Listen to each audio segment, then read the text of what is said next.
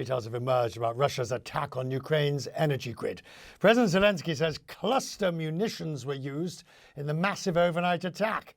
The Ukrainian president says the Russian Kalibr cruise missiles were particularly dangerous to civilians. Teams are at work all day restoring power. Temperatures in Ukraine are set to drop below freezing. CNN's Nick Payton-Walsh reports from central Ukraine.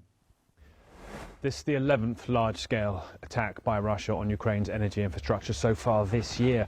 And throughout the night, according to Ukraine's President Volodymyr Zelensky, 90 missiles and 100 drones fired at targets across Ukraine. Putin saying this was a response to the use of US-supplied ATACMS to hit targets inside of Russia, but it's part of Moscow's persistent bid to erode the infrastructure here, the heating and the electricity that's going to keep the lights on and Ukraine warm through what's already becoming a dark and freezing winter. In fact, Zelensky said that some of these Kalibr missiles that were fired and used cluster munitions, particularly harmful to civilians, to hit some of their targets. But it was too, the Kremlin head Vladimir Putin said, a response to the use by Ukraine of US-supplied ATACMS missiles to hit targets inside of Russia in the last weeks or so. Escalation here, it seems, almost daily. And Putin taking opportunity today not only to refer to why this occurred because of the ATACMS, but also potentially hold out a kind of branch of some description towards President Donald Trump coming to the White House in January, calling Trump an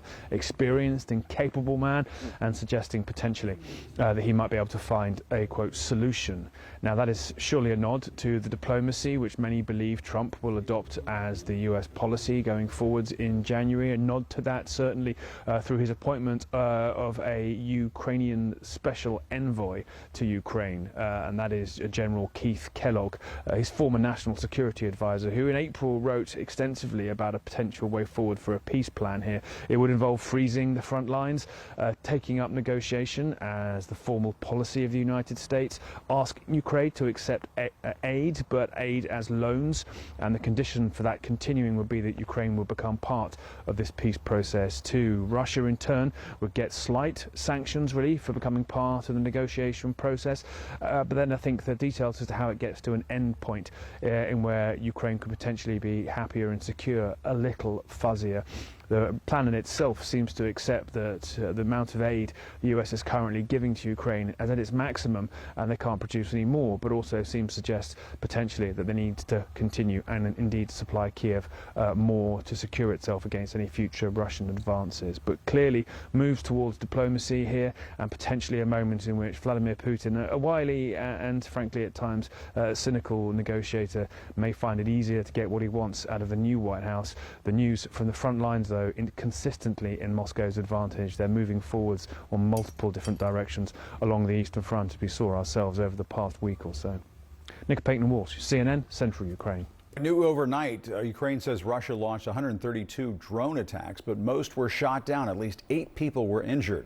These latest strikes come after Russia again pounded Ukraine's power grid yesterday. 1 million homes were plunged into darkness, and rolling blackouts covered much of the country as the war grinds into its third winter. President-elect Trump has named his choice to serve as special envoy to Russia and Ukraine, retired General Keith Kellogg, a national security advisor in the first Trump administration.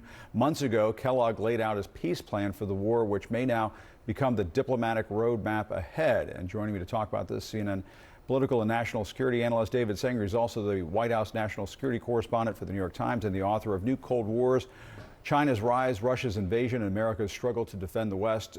First, David, what do you think of General Kellogg in that selection there? It was an interesting choice because, Jim, at the beginning of the invasion, now nearly 3 years ago, Keith Kellogg was very much in the "we can't let the Russians do this or gain from the war" camp.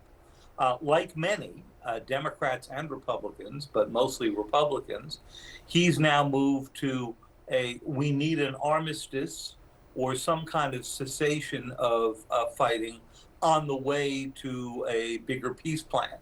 Now, I actually think this makes sense, but what they're going to have to get over, Jim, is the thought that at the end of the day, the Russians will have gained maybe 20% of Ukraine.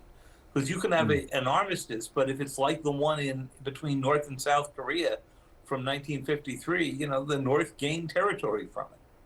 Right.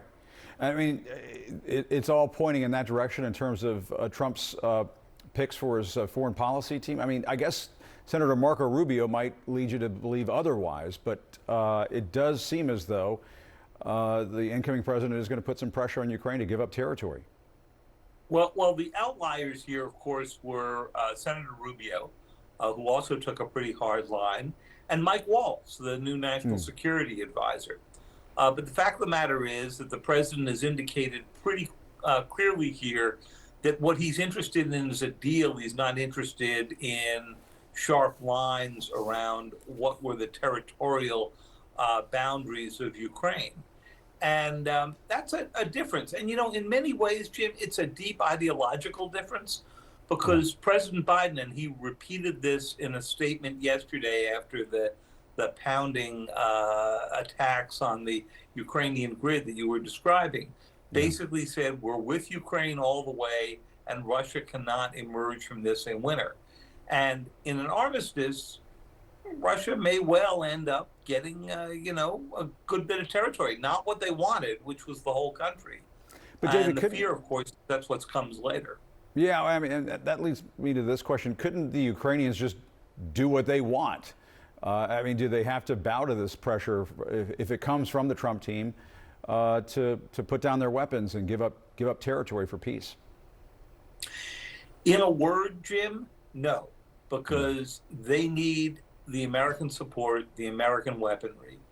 Europe, NATO could continue to supply them, and I'm sure that through the summer they could probably make it through. But the fact of the matter is, they are running out of people. That's the main problem. They are running out of new troops out here, and eventually they will run low on ammunition. But what's happened here is what happens in so many wars that Russia gets into. That Russia, or before that the Soviet Union, they start slow and then they build up mass. And Kellogg was part of some multiple investigations of the first Trump administration. Apparently listened in on Trump's phone call pressuring Ukraine's president to investigate the Bidens. He was on Trump's January 6th call to his vice president demanding that Pence block or delay Congress's certification of the election law. He's very much a Trump loyalist. He's a true loyalist, and if President Trump says, I want a deal, he'll do a deal, along the way. There are some concerns that he comes from sort of an older school here of foreign policy and a very military background, and that maybe you want an experienced diplomat here who has been involved in longstanding diplomatic enterprises like this. But clearly President Trump wanted a loyalist, as he has wanted in so many other jobs. Yeah, we're seeing that across the incoming cabinet. Our David Singer. Thanks as always. Good to talk to you. Appreciate it. Great to be with you, Jim.